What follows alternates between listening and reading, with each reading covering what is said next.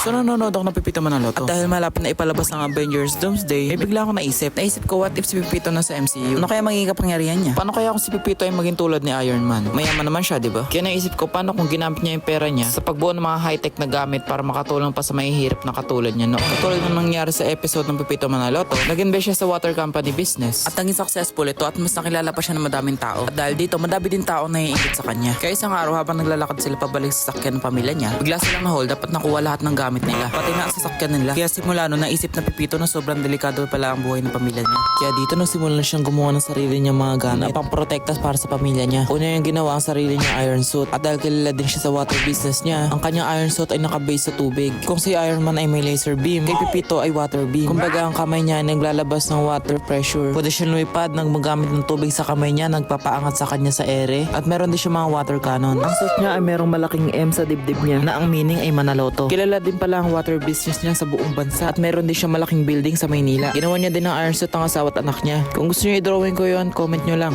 At yun lang muna guys at sabihin nyo kung okay ba tong ginawa ko para mapagpatuloy ko. Goodbye!